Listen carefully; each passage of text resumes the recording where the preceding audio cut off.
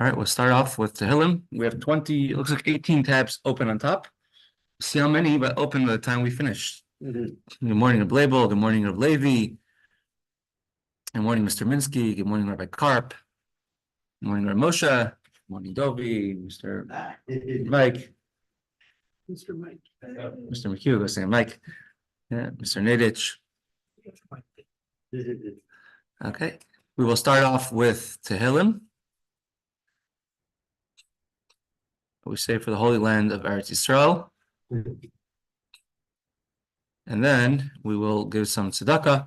Lam natzayach mizmor l'David yanchadina b'yem saroi sakev Hashem elahei Yaakov yishach ezecha mikodesh mitzion tzedakah. I see the wrong chapter here. We'll fix that. Yizkar kol mechasecha v'ylascha yidash nesela yiten lecha chilvavecha v'chalatzascha yimalei Rabbi Shuasecha v'shem elheinu nidgal yimali adinoi kol mishalisecha hato yadati keshi adonai meshichai Yanei Mishmei Katsha Bigurois Yesha Yeminai Ela Berechev Ela Basus and Menachnu B'Shem Adinai Lehinu Naskir Hema Karu V'Nafalo Menachnu Kamnu V'Nisaydad Adinai Yeshi Amelach Yaneinu V'Yaim Kareinu. I'm going to go to the last chapter of Tehillim, chapter 150. Hallelujah, Hallelujah, Abakatshai, Hallelujah, B'Kia Uzai, Hallelujah, B'Gvorai Sava, Hallelujah, Karev Gudlai, Hallelujah, B'Seka Shofar, Hallelujah, B'Nevel V'Chinar, Hallelujah, B'Seifun Bacha, Hallelujah, B'Minu V'Ugav, Hallelujah, B'Silzalei Shama, Hallelujah, B'Silzalei Serua, Kollel Neshama, Hallelujah, Hallelujah. So, Dovi, Yeah. you're very good, I know, at Jewish genealogy. Who your grandfather is, grandmother. Yep. Are you good at Jewish geography? Yes. All right, so we're going to play some Jewish geography in today's Gemara. Okay. All right? Yes, indeed. So if you have a Arsul Gemara, it's 22AB. 22 Paper. Okay. Michael. What did he say? I think everyone should also please give tzedakah. I don't know how awful this is gonna be, but I'll give it a shot. Well, it's an honor that you made it. Dr. Green, Baruch atah Adonai Eloheinu melech haolam v'yom v'aretz. So now we discuss in the Gemara many different opinions. What is halacha? Who do we rule like? Shalach le Rabba berei Rav Yosef. Rabba, the great Rabba Bar Nachmani, he sent a messenger to Rav Yosef. Hilchas Samai. Rav Yosef, he was known, he was blind, unfortunately. He was born being able to see, but later on he lost his vision. And he had a tremendous memory. And at one point he actually became very sick and he had what's called amnesia. No one knows what that is, right? Amnesia, where he had a short-term memory loss. He thought he forgot everything he knew. And then he worked with extreme diligence to remember everything that he forgot. What? Rav Yosef. He was one who knew Brisus. The tradition was very, very strong by him. So Rav Yosef was asked, what is the halacha regarding if you have a Torah portion, a paragraph, which is very small, only 5 verses, and you need to read 3 at a time, what do you do? In addition, for example, on Ma'amadus, on the fast days, when in every Jewish town in Eretz Yisrael, they would send representatives.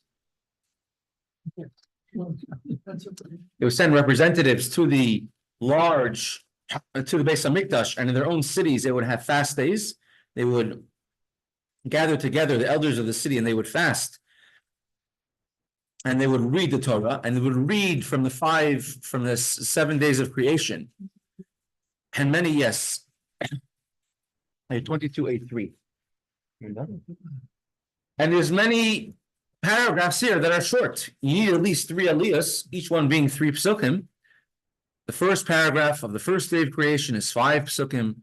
Second one is 3 psukim. Every paragraph is not easily divided. So to divide paragraph 1 in half, how would you do that? So what's the halakha of this entire discussion? When you need to divide a paragraph into that's very small into multiple aliyahs, with each one being at least 3 psukim, do you repeat the verse or do you divide a pasuk in half? Shalach, he answered back to him, Hilchasa doilek. Halacha is that you repeat the verse. The second one, who gets the next aliyah, repeats it. And the best case scenario is that the one to repeat it should be the second one, the middle one who receives aliyah. So, for example, you have over here on the Torah reading of the days of creation for the fast days. And let's say it's Sunday or Monday, and you need to read days 1 and 2 of creation. So you read, and you need 3 aliyahs. So aliyah number 1, read verses 1, 2, 3. Aliyah number 2 will read numbers 3, 4, 5. And aliyah number 3 will read numbers 6, 7, 8. But it says you would try that the middle one, he should be the one to repeat, the second one to receive the aliyah, not the third one. In order, they should have 3 psukim until the end of the paragraph. However, if the middle one would start reading these 2 psukim and then 1 pasuk from the next paragraph, and the third one would repeat, so then you would 2 times have somebody leaving less than 3 psukim to the end of the paragraph. Here is only once. So again, here, paragraph number 1, on the screen, you have 5 psukim. So when you read the Torah, the first aliyah gets psukim 1, 2, 3. He leaves over how many psukim to the paragraph? 2. 2. So the second one's again aliyah, reads 3, 4, 5. And the third one reads 6, 7, 8. It didn't start the next paragraph. He left over 3 psukim to the paragraph. So the second aliyah repeats verse number 3. If the third one would repeat a verse, it would be like this. The first one, aliyah, would read verses 1, 2, 3. The second aliyah would read verses 4, 5, and 6, which is the beginning of the next paragraph. And then the third one will repeat 6, 7, and 8. What happened is that by 2 aliyahs, you left over 2 psukim till the end of the paragraph. After the first aliyah, you left 4 and 5. And after the second aliyah, you left 7 and 8. So 2 times, you left over 3 psukim, which you'd rather not do that if you don't have to. So therefore, the halacha is the middle one repeats a verse, and therefore, after the first aliyah reads 1, 2, 3, the second aliyah reads 3, 4, 5. The third aliyah has 3 full psukim left over till the end of his next paragraph, which is the entire second paragraph. So that is the halacha. The second one is the one who repeats. When it comes to Torah reading on Rosh Chodesh, we do the same thing.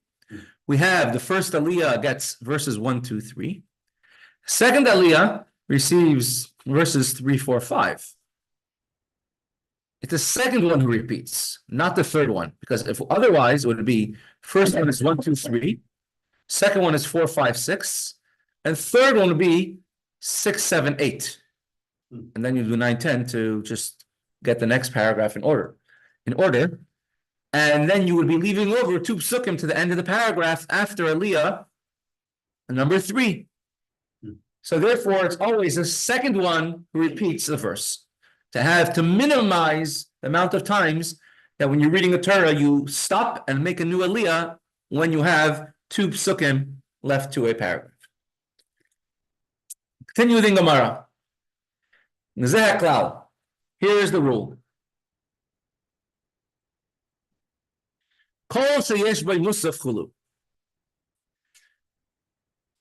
If you want to know how many people to call to the Torah, just look at how many prayers, how many tefillas we daven on that day. On a day when there's only 3 prayers, Shacharis, Mincha, Ma'ariv, and you read the Torah, which is Monday, Thursday, also Shabbos, Mincha, we call 3 people. You have a day where you have an additional musaf, an additional sacrifice. like Rosh Chodesh, the first of the month, or like Chol HaMoed, the intermediate days, then you add a fourth aliyah. You daven Musaf, you bring an extra carbon in the Beis HaMikdash. And the other days, when you had an extra carbon, an extra addition, for example, Yom Tov holidays, then you add another aliyah because you have another carbon, an extra sacrifice. On days when you have an additional carbon, which is Yom Kippur, you have the special karbanos of Yom Kippur, extra cows and the 2 sheep, one for Hashem, one for Azazel. So then you add a 6th aliyah, an extra aliyah. And on Shabbos, you would add a 7th aliyah because Shabbos is holier than all the other days of the week. So that is the rule. You just look at how many prayers you daven that day, or how many carbon musafs, how many sacrifices were brought in the Beis HaMikdash extra on that day. So we're going to go through the Gemara and he'll say the rule. Ibai lahu. Whenever you have the word ibai, ibai always means a double-sided question. So is the option A or is the option B? So here's a question. Do we go like this or do we go like that? That's the word ibai. Is it this? Is it that? And first letter is Aleph, the second letter is Beis. So Beis is 2 options. Aleph option 1, Beis option 2. Easy way to remember what ibai means. Ibai lahu. They asked him a question.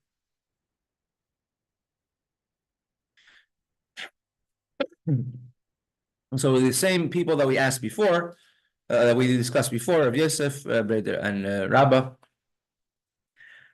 The amount of people which are called to the Torah, and how many aliyahs on any given day. Tanis Tzibor Bekama. The Mishnah said that on a day when you have an extra carbon, a musaf, in the Beis HaMikdash, then you add an extra aliyah to the Torah reading. On a fast day, there are no extra carbon musafs in the Beis HaMikdash because all the fast days were not around in the times of the Beis HaMikdash. We learned from Mesechta Tainis, right? We didn't have any of the fast days in the time of the Beis HaMikdash except for Yom Kippur. All the other fast days were during the time of the Beis HaMikdash were not commemorated. They were commemorated as happy days, if anything, that Hashem built us a new Beis HaMikdash. But most of them are commemorating what happened during the destruction of the first Beis HaMikdash or the second. So how many aliyahs do we, when we read the Torah on a fast day, how many people are called to the Torah? We know we call 3. But here's a question, how many are called to the Torah on a fast day? Rosh Chodesh umayed dika carbon musaf arba'a. So do we compare it to the beginning of a Jewish month called Rosh Chodesh? Do we compare it to Chol HaMoed, the intermediate days where there are 4 people called to the Torah because we have an extra carbon in the Beis HaMikdash on that day, an extra sacrifice. There's a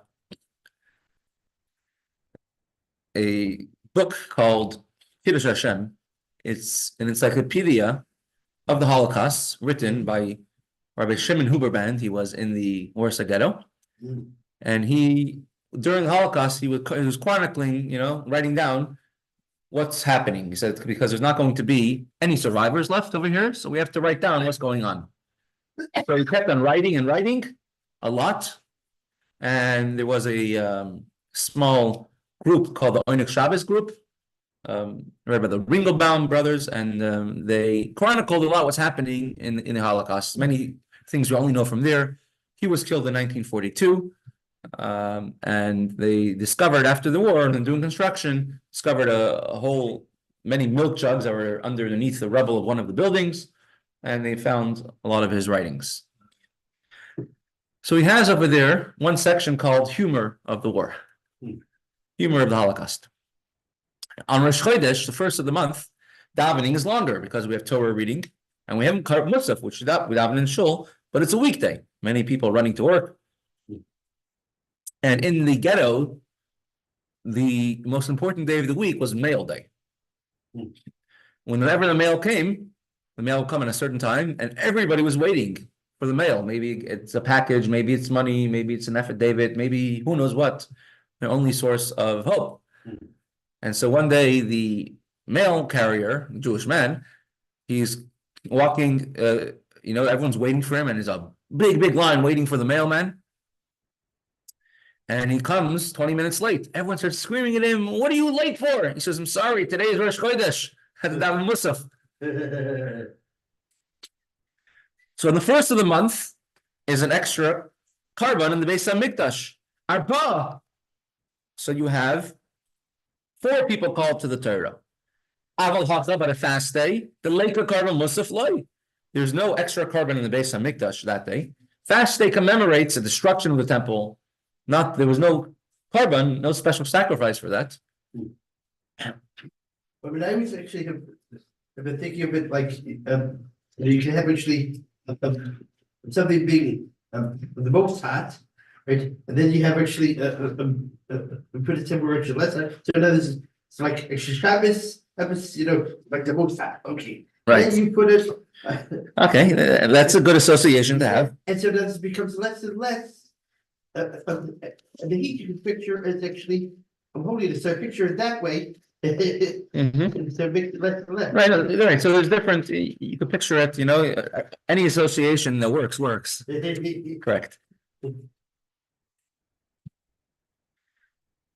Take it off. So a fast that you don't have an extra. Now, carbon musaf is from the Torah. Now, this holiday bring this holiday bring that.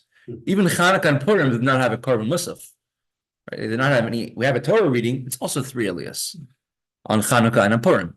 A carbon musaf is a biblical from the times of Moshe Rabbeinu. If anyone wants to bring a Thanksgiving sacrifice, like on Chanukah, they brought many karbanas. They dedicated the Mizbeach, Chanukah's HaMizbeach. Still, we don't have any carbon musaf, a special sacrifice that was unique for any biblical Yom Tov, biblical holiday. So do we say that a fast day is not comparable to Rosh Chodesh and Chol Hamoed, where you read we have 4 aliyahs because there is a carbon musaf and here is no carbon musaf? Or B, right? Here's a B of Ibai, maybe Hachanami Ika Musaf Tefillah. On a fast day, we don't have an extra musaf sacrifice. We don't have an extra tefillah musaf, a prayer of musaf, but we have a extra prayer in davening, which is called anenu. During Shemona Esrei, Mincha, everyone says it, Shacharis just a chazan says it, but we add an extra part to Shemona Esrei called anenu. Anenu, Hashem answer us. It's like an extra blessing, an extra bracha of Shemona Esrei.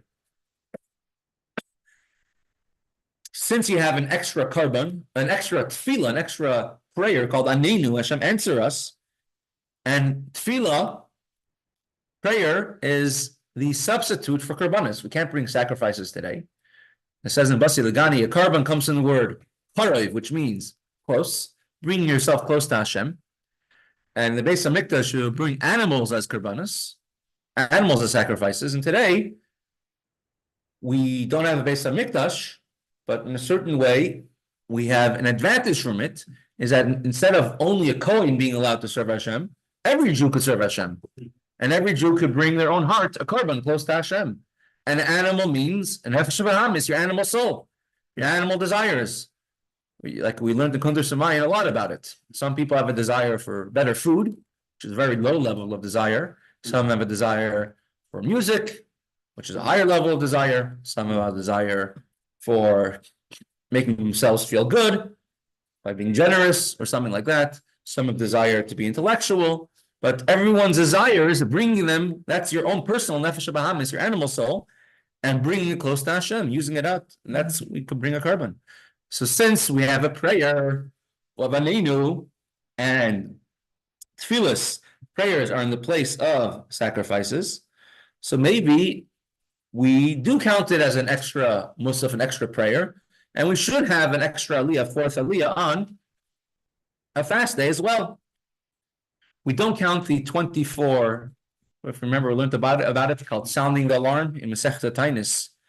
there's times that would daven 24 blessings during Shemoneh Esrei when there was a drought and they fasted, and like at the third series of 7 fasts, they would add many extra blessings to Shemoneh Esrei. So when they would daven 24 blessings, or sometimes they would have a tefillas ne'ilah, like the 5th prayer we have on Shemoneh Esrei. On Yom Kippur, the fifth prayer Shemoneh Esrei we add on Yom Kippur, they would add it also as well.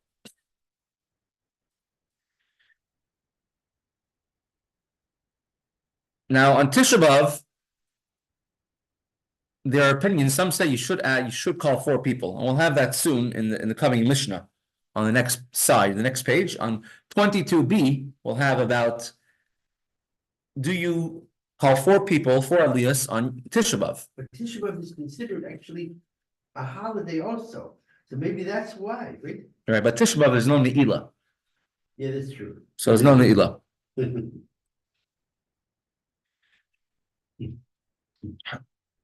And also Tisha B'Av is a very strict fast. After Yom Kippur, it's the next to strictest fast. Yeah. Right? Even people usually don't fast other fasts because of health reasons, and Tisha B'Av, it's more strict. So we have the 2 choices. Do we call 3 aliyahs on a fast day or 4 aliyahs? Do we say there's no carbon musaf, no extra sacrifice in the base of the mikdash, so therefore you call 3? Or do you say that there's an extra addition to davening called anenu, and because of that you should add that's like a musaf, that is like a sacrifice, and therefore you should call 4 people on a fast day. Says the Gemara will bring 2 different answers and to discuss what the answers are.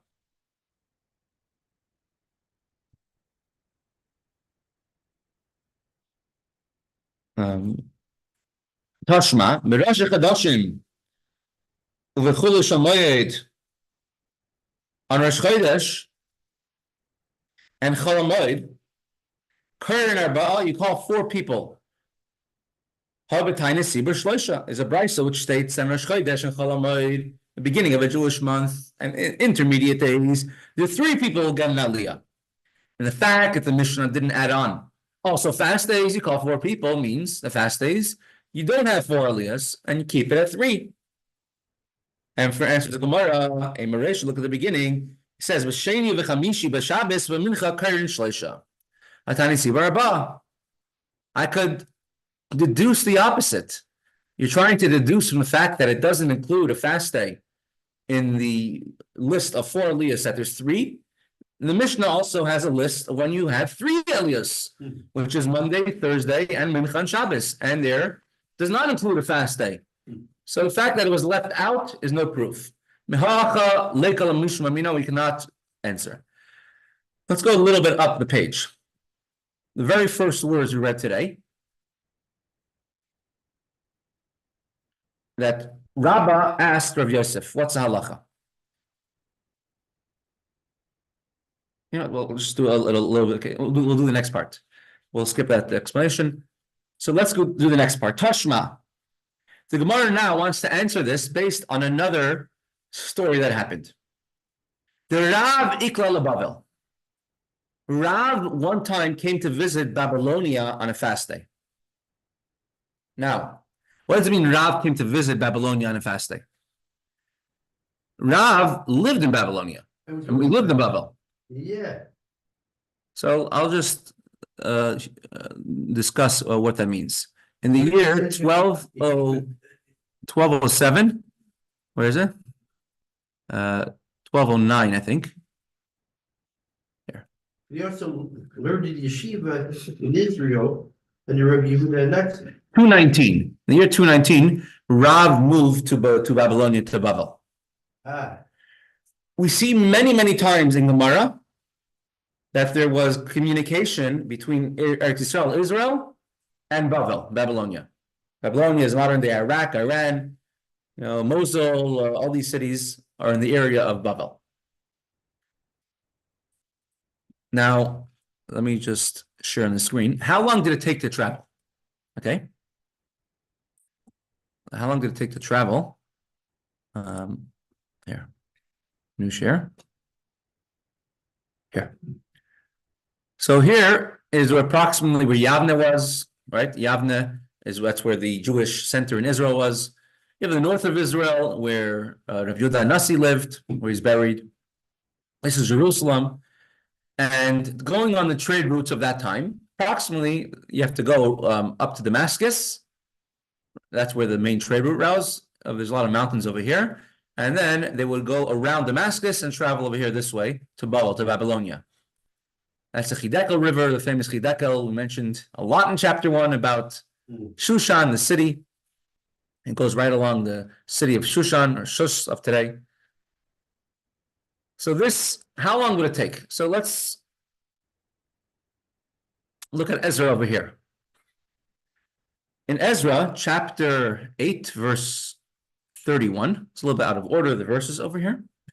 The story is the second Beis HaMikdash was built, and Ezra is going around encouraging everybody, let's go to Jerusalem.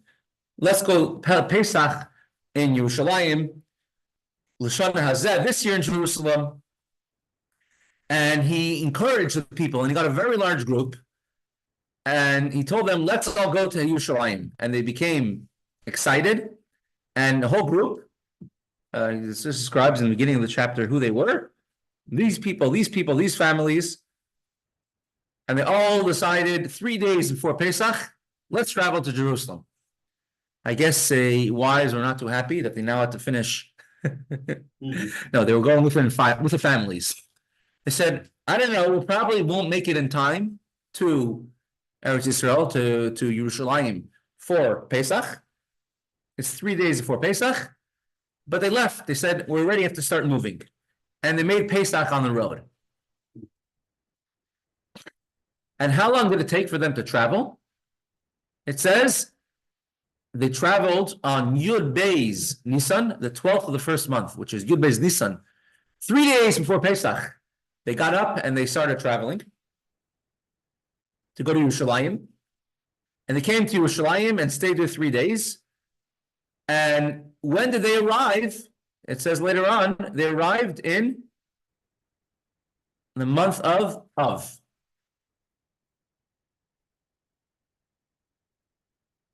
Where is he? In one of these psukim, it says they arrived maybe in the earlier pasuk. It arrived in the middle of the month of Av. About 4.5 months it took them to travel from Babylonia, to a place. The place is called Ahava, right? The place in Babylonia called Ahava, right? And traveled from there to Yerushalayim. It took them 4.5 months.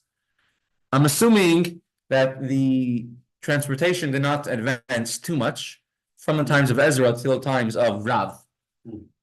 So that means travel. So you could say that it took them longer to travel because you're traveling with women, children, possessions. It probably took a lot longer to travel. They had to make more rest stops. They needed bathroom stops, right? Had to exactly to buy a coffee on the way. So it probably took longer, but you see, it was a very long journey that it took to go from Babel to Eretz Yisrael to Jerusalem, right? So it was a very long journey, and we're going to see twice on this page how Rav came to Babel. Rav traveled to Babel in order to learn Torah in Babel. So he made this tremendous journey of months in each direction, which I'm sure was a very difficult and dangerous and expensive journey to do. And he did it twice before even moving there, just in order to learn Torah from the great Talmid Chacham, the great sages in Babel. We can definitely learn from there. Whenever, we should do every effort it takes to learn Torah, to add in our Torah learning. If Rav could travel, Rav was a tremendous Talmid Chacham. He had great teachers in Torah, in Israel. He wasn't lacking in Torah knowledge. He thought maybe there's something I don't know which I could learn in Babel. And he traveled there twice with tremendous expense and months and everything to travel just in order to learn Torah in Babel, just to improve his Torah learning. So here's just a little bit of the background of Rav arriving in Babel. Says that's the Gemara says this is one of the big ideas, with the big things which made Bavel, Babylonia, into a Makam Torah, a place of Torah. Was he blind also? Rav, no, Rav is not blind, Hmm. as far as I know. And Shmuel was already in Bavel. Shmuel was in Eretz, had his yeshiva. Rav was in his yeshiva, and the Gemara mentions Rav and Shmuel hundreds, maybe several thousand times. All after Rav came to Bavel. All after Rav in the year 219 of the Common Era. And the story says there's Gemara over here. Shmuel and Karna. Karna was, I think, a big astrologer. They were sitting because Shmuel used to look at the stars. He was an astronomer. He's very famous for the calendar. Shmuel, he was very, very exact. And so Shmuel and Karna were sitting on the banks of the Malka River. This is Shabbos stuff, Mesechta Shabbos stuff, Kuf Yud Ches. V'achidi, and he saw the water was rising and jumping and becoming murky from everything that was kicking up. And Shmuel said to Karna, Gavra Rabba Ka'asi Marava. There's a great man who's moving now to Eretz Yisrael from Eretz Yisrael to Bavel, to the west.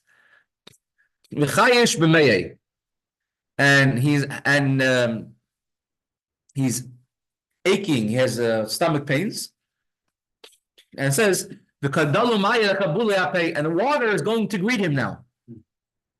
And he says, "Go, zil toile kankane. Go sniff him out. See if he's a Torah scholar. This great person who's coming." And Karna went and he found Rav, and he tested him with 3 questions. Right? He asked 3 questions. And he answered all these questions. And here, I'll just brought up on the screen. You could check it up on your own time. An interesting explanation. Why Dafke Karna and why Dafke these questions, and what's an inner meaning of these questions. So Rav moved to Eretz Yisrael, and you see the amount of effort that it took. Look, here's the Jewish calendar. Here's Nisan, left 12th of Nisan, Iyar, Sivan, Tammuz, Av. And it came in the month of Av.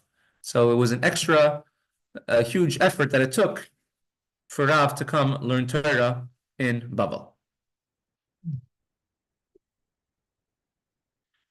So let's finish this last thing of Rav. Rav came to Bavel on a visit. See, when you learn a Gemara, you could just read the words and translate it, or you could see that there's a depth to this as well. Rav, he came to Bavel, and he happened to be there, B'tainis Sibur, on a public fast day. Kom Hari B'Sifra, and a big honored guest came, and they gave him an aliyah. And over there, in those days, when you got an aliyah, you yourself had to read the Torah. And of course, Rav was able to read, and so Rav read the aliyah that he was called. He was given an aliyah, Ramod, Rabbi Abba ben, and he was given the aliyah. Pasach Barich, Chasim v'le Barich. One thing he did is he made a bracha before this beginning of his aliyah. He did not make a blessing after his aliyah, as we learned before. When everyone read their own aliyah, the first one will make a blessing on before, and the last one to make a blessing after. And another thing he did was, being as it is a fast day, everyone does tachanun, goes on their face. We nowadays, we only bow to the ground only on Yom Kippur and Rosh Hashanah. But then they would do it every single day by tachanun, and on a fast day as well. Nafel kuli alma an payu, v'rav lo nafal alapei. When everybody was doing the Nefilas Apayim, falling down for Tachnun, everyone bowed to the ground, meaning their face on the ground. Rav did not. And the Gemara will soon explain on the next side of the next page of Gemara will explain why Rav did not really join everybody in doing Tachnun.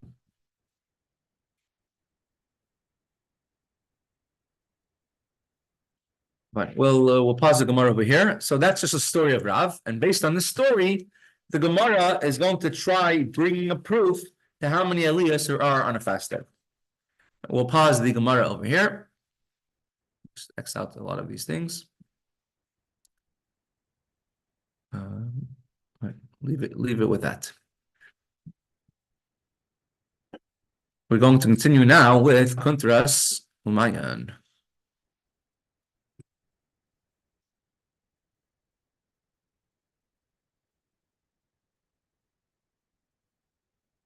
Holding chapter 2 in Maimer 27. Second to last chapter of the entire Sefer. We'll have to make a siyum when we finish Mir Hashem. A good siyum. So,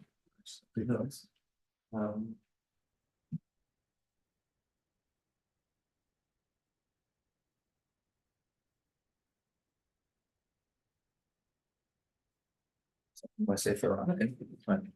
V'zeu Mayan Yatsa mi Beis Hashem. Going back to the original point of the entire Kuntras, we started off explaining a pasuk, explaining a verse that says that from the house of Hashem, which means from the holy temple, a river went out. Now we explain what that meant. There's a vision that the river of Mashiach will come. Two rivers will go out from the holy temple, or from Har HaZeisim, Mount of Olives. One river will go to the Jordan, and one will go to the Mediterranean. Right? And that's the real meaning of Meyer Miyam Ad Yam. Mashiach will rule from sea to sea, or sea to shining sea, from river to the sea. Even the anti-Semites now are realizing Mashiach got to come. From the river to the sea, we will be free, right? Palestine will be free. They're realizing Mashiach got to come. It says that the river will go from the Beis HaMikdash from sea to sea. Of course, Chassidus explains what this means on a spiritual level and Kabbalistic level in the spheres with the level of Chachma. Hine Mayan hu bechinas Chachma. Where is Chachma? Let's get X out of that. Okay, here's a stream. A Mayan means a stream, a wellspring. Let's find here it is. It's a handy chart over here. There's many of them. Chachma is the first of the 10 spheres, which we've Baruch Hashem mentioned many times. Now here, in this particular one, they put in Keser, which is a crown, which means, and they take out Das. Chabad stands for Chachma Bina Das. What is Chachma? What is knowledge? Wisdom. Wisdom doesn't mean facts. That's part of Bina. That's part of expanding. And it's not even expanding, that's part of machshava, thought. It's part of malchus, it's part of manifestation. Chachma is the ability to understand. The ability to know, the ability to feel. What does wisdom mean? What's the source of the word wisdom? So I brought up this little article on Chabad.org, which explains it. Comes from the German word wit, which means keen and incisive. Wisdom is not defined by how much you know, according to Torah, not even on the ability to understand, to remember, but it's on the desire to know, curiosity, the desire for exploring new ideas. Rather than understanding something perfectly well, wisdom, chachma, is like an open hand. It's like an open thing. I'm welcoming all new types of ideas. All new things are being involved, or are welcome here. That's the idea of chachma. Chabad, that's the beginning of Chabad. If knowledge is power, knowing what we don't know, it's wisdom. Okay? Who is wise, says the Mishnah, he learns from every single person. Usually you think of somebody who's intelligent is someone who knows a lot, and people come to him to learn. That's not what the Mishnah says. Who's intelligent? Someone who learns from everybody else. He might be the biggest know-it-all, the biggest Rav who knows everything in the world, but he'll listen to somebody else because somebody else could add something that he doesn't know. So that's what a chacham is, a wise person. That's what chachma is. Right? Chachma is not knowledge, but it's the desire for knowledge. That's what chachma is. Now, someone who's ready to learn from anybody, that means even a person who didn't put in all the effort that the wise person put in, they still want to hear it. You have to be very humble. Moshe Rabbeinu was wise, but he was very humble. He was able to think, or he could learn from somebody else. He was curious and he wanted to know what's each person, how they experience it. And that's what actually Hashem chose him to be the leader for that reason. Right? He's called Moshe Rabbeinu. Until this day, he's called Rabbeinu, our teacher. But why? He was the most humble person because he had his thing was he wanted to learn from every single person and learn mikol adam. So chachma, you could say, is not so much wisdom; it's more curiosity. That's how you could say, in many ways, is a better definition of a chachma. Or for the real definition, speak to. I thought it was someone who could see through into the deeper aspects of something as chachma. I think that makes a lot of sense. It goes together, I think, because a person who looks at another fellow and they say, "This is a person who I shouldn't be associating with." Yeah. If you're humble, then you're going to say, "I could learn something from him." What are you learning? You have to look deeper and find the good qualities out of them. So I think That's fair. Okay. Perhaps it goes together, right? The word chachma over here. Let's try making it bigger a little bit. You rearrange the letters, and it comes from the word koyach ma, the power of what, which is the power to ask what. What do you have to say? Moshe Rabbeinu called himself anachnu ma. What are we? By the Seder, what do? You ask lots of questions. So are questions good or bad? They're excellent. It's part of Yiddishkeit. Who says everyone has to know all the answers? Well, I don't know if everybody knows all the answers. The Torah doesn't say if your child will ask you, then it says when your child will ask you. So your child should ask. There's an interesting anecdote. He says there was a Isidore Rabbi. He won the Nobel Prize for physics. Oh, Rabbi. That's right. It's always relative. And he also says he'd like to work with mushrooms. Right. So he says his mother would ask him when he came home, not what did he learn today, like most people did. It says, what questions did you ask today in school? So that's how he became a scientist without even realizing he's being made into one. Right.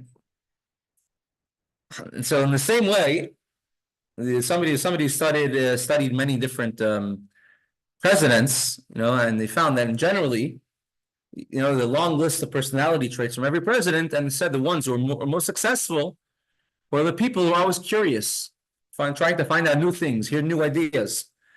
They didn't want to implement the policy that they had in mind, but they said, let's experiment, let's try something new. It wasn't, I want to check off, want to have a points, I have to score it. Rather, trying out new things. That's in general the most successful presidents and inventors, etc.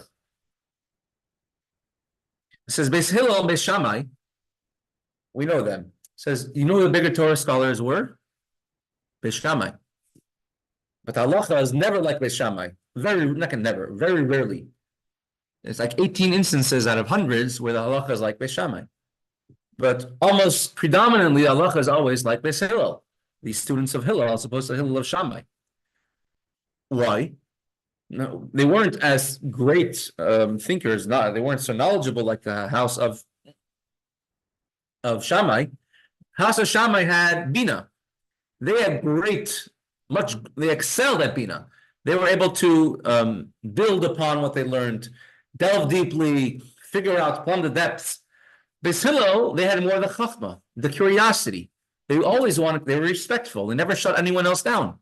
All the stories in Gemara about the 3 different converts. People wanted to convert. They came to Shammai and he chased them away.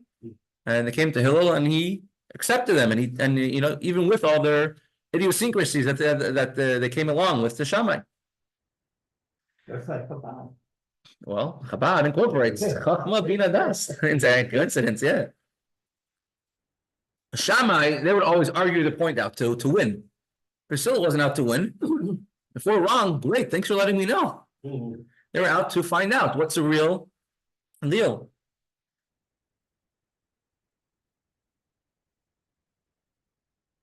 So Yiddishkeit doesn't views wisdom as a tool. Chachma is not a noun, it's more of a verb. Right? It's an ability to achieve and the interest and the desire to achieve, as opposed to actually going and achieving. So therefore, in Pirkei Avos it says, Ezu Chacham, who is a wise person? Learns from every person. He does not speak in front of someone who's wiser than him. He doesn't interrupt when others are talking. He doesn't answer very fast. He asks what is relevant and he answers to the point. He answers the first question first. All these things, and he's willing to say, Lo shamati, I don't know. Rashi says several times in his explanation in Torah, I don't understand what it's doing here. I don't know the explanation. And if he's wrong, he says, you're right. He acknowledges the truth. Or any of these things talking about, he has to sit and learn all night. He has to write Torah essays once a month. Were any of those any of these part of the 7 character traits? That you should learn 3 hours a day Mishnah, 3 hours a day Gemara. It doesn't say that's a Chacham. It talked about his character traits, about how he is humble, he listens to other people's opinions, he doesn't interrupt, doesn't speak in front of other people. A Torah scholar is not called a Chacham, a sage, called a Talmid Chacham, a student of a sage. The student learns from the teacher. And the teacher has obviously, or preferably, some level of expertise that the student wants to acquire. But to be a Torah scholar, one must be a Talmid. You can't only be someone who's teaching Torah, and you also have to be a Talmid, a student, open to receive. Like the famous example in Gemara is Reb Zera. He moved to the land of Israel from Bavel. He fasted 40 fasts, and he should forget his past learning in order he should be able to learn the way they learn in Israel. They learned on a much higher level of scholarship, and he doesn't want his previous steadfast, ways that he knows to distract him. Look at everything through that prism and that lens. So the Chachma, a lot of it is curiosity. There was in the old shtetl, the way a wealthy person would always get the first picks. They'll go to yeshiva and ask for the biggest scholar, and it was an honor to have a Torah scholar, a Rav, a rabbi of a city, as your son-in-law. It happens a lot in my family. Exactly. Dovi's family, he comes from 75 Rabbanim because they all married each other. Or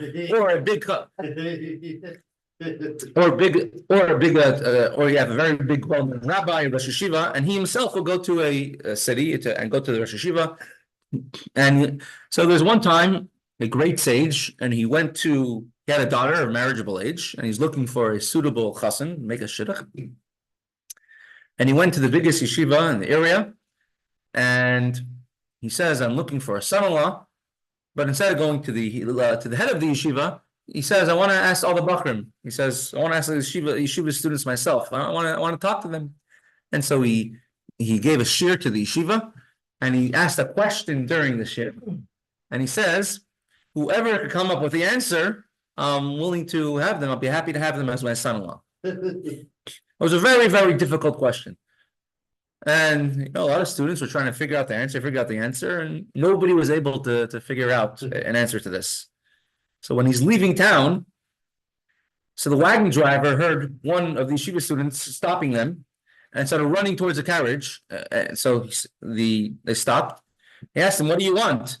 He says, I have no hopes of marrying your daughter, of becoming your son-in-law, but I want to know, what is the answer to the question? How did you know? At the end of the story, he says, this is the one of them becoming my son-in-law. He says, I knew the question was too difficult for any of these Shiva Bachram to figure out the answer. But I wanted to see who was the one who had the curiosity, who had the desire to know the answer. And he told him the answer, but he told him that's what I was looking for. I wasn't looking for someone who could figure out the answer. I was looking for somebody who wants to know the answer. And that sounds like me. That would become the guy's son-in-law. The Yiddishkeit, Chachma, it's not, being wise is not measured by how much you know, but how much you want to learn. Hillel, Shkoyach, and Reb Leibel, there was Hillel's idea of chesed. How do you make this smaller? Hillel comes from the word Bahalu Nerei. See, I'm not sure if you wrote that here. Bahalu Nerei means that the candle was moving. If you maximize it to the whole thing, then you make the lettering smaller than I think. Interesting. Let's try that out. I don't want to make it a whole screen, but how about this? Yeah, we'll do that. Hillel comes from the term Bahalu Nerei. Hillel, the idea of chesed, Shammai expressed the idea of gvura, malkeinu. It's the difference between viewing Hashem in terms of malkeinu, our king, and relationship avinu. Explains the difference between Ashkenaz, malkeinu, Chassidim, Sfardim, avinu. Do you mind explaining that, please? Ashkenaz is the Gemara one. Sure, if you mind explaining what. Well, yeah, you take a look at Litvisher Minhagim. They are very Latvian in doing the halacha first, and the Sfard and Chassidish Minhagim are very much interested in showing our relationship, how much we love Hashem. I'll give you an example. Kiddush, the literature start with Bray Perigafin, because that's the essence of Kiddush. Okay. So we want to show our relationship.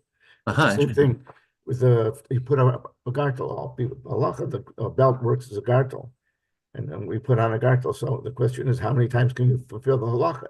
You fulfill the halacha, but we're showing that we want to make a preparation for davening, and it's a separation between the place we were and the place we are now. So there, it's again, it's one of showing Hashem how much we love and care and want to have a relationship with Him. So that's the guess. But they're both necessary. There's Avinu and Malkeinu, and that explains, by the way, the Alter Rebbe's famous saying that I don't want your dad name, and I don't want your olam haba. Well, I want you alone. The essence gets everything. The Litvisher guys, they want Gan Eden. They want all the rewards, the schusim, the Chassidish and Svardish guy want olam haba. To be able to have them maintain a close relationship with Hashem. And the Alter Rebbe said, no. We want essence, and essence is essence, and you get everything. And the drasha. It says another thing, when it comes to bracha on tefillin, so Ashkenaz makes a bracha, if I remember, I think only on the hand, not on the head, or they do both. They do both. Yeah. Ashkenaz makes a bracha on the hand tefillin and the head tefillin. Sfard only does a bracha on the hand tefillin. I mean, Chabad does like Sfard. And the difference is there's a Mekubalim, which I have argument, the Ashkenaz Mekubalim and the Sfard Mekubalim is the makif, which is drawn down by Tefillin Shorosh. The level is a very high makif, very high level of godliness. And are you able to bring it down? A bracha is bringing down that godliness here. So the Ashkenazi Mekubalim say you could bring it down, and Sfardim Mekubalim say that you can't bring it down. Interesting. It's a maimer in Parshas Ve'era, actually. Parshas Ve'era from Torah, in the maimer of Misam Pel Adam. Yeah, so also Hillel comes to the word Balu Nerei. The candle was flickering. That's the idea. Flickering is you're a candle, you're shining, but it's always trying to leave, right? And it goes up to the orbit of the gas, where the source of the leaving its source. That's the idea of Chachma. And Shammai is, I think the word is Shama, listening, right? Which you're far away from the thing, but when you're far away, you get to expand the idea much more. It's the idea of Shammai, also brought down Sir Ramar. Sure, thank you, Mr. Reb Leibel. Thank you, everyone, for joining from near, from far. Reb Levi, Rebel, Moshe, Mr. Minsky, Rabbi Karp, and everyone here.